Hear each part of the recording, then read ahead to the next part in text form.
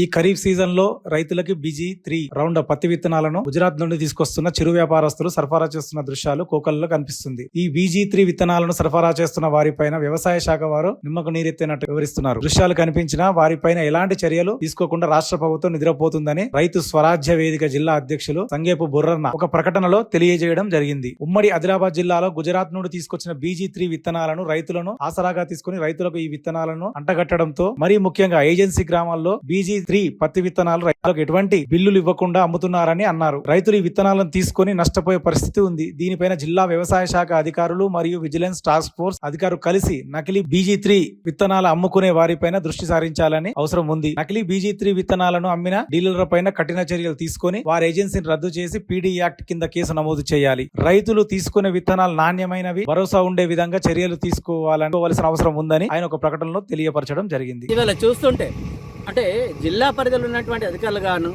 ఇవాళ మండల పరిధిలో ఉన్నటువంటి ఏఓలు కానీ ఏడీఏలు కానీ వీళ్ళందరికీ కూడా BG3 విత్తనం పైన సరి అయినటువంటి సమూలమైనటువంటి పర్యవేక్షణ లేకపోవడం వల్ల ఇవాళ రైతులకి BG విత్తనం వచ్చింది.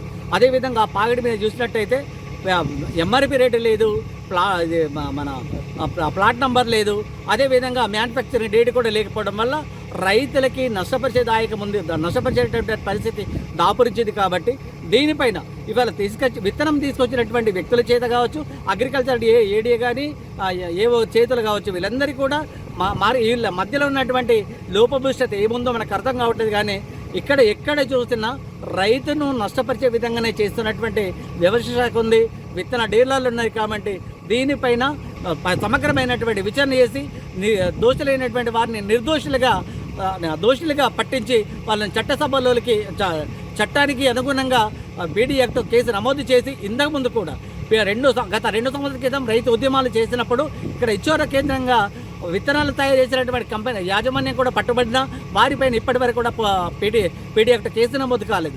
ఇప్పుడు ఆదిలాబాద్ ఇవాళ గత 15 రోజుల క్రితం చూసుకున్నా కానీ ఆదిలాబాద్లో విత్తనం తయారు చేసినటువంటి మోనక్షణ విత్తనాన్ని పాకెట్ కూడా దొరికిన కానీ అతని మీద చీటింగ్ కేసు నమోదు చేశారు కానీ PD యాక్ట్ నమోదు చేయలేదు. అంటే మామూలుగా ఈ రైతులకి ఏ విత్తనము సరి అయిందో, ఏ విత్తనం సరి అయింది కాదో రైతులకు తెలియలేకపోతుంది.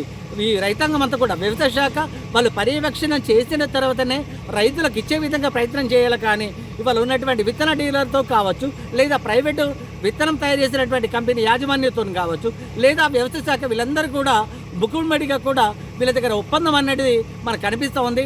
ఈ ఒప్పందాన్ని దూరం చేసుకొని రైతులకి ఆర్థిక భరోసా కల్పించే విధంగా ఆర్థిక వెన్నుదన్ను ఉండవలసినటువంటి పరిస్థితి వ్యవసాయ శాఖకు ఉందని చెప్పేసి నేను వ్యవసాయ శాఖను కోరుతున్నాను.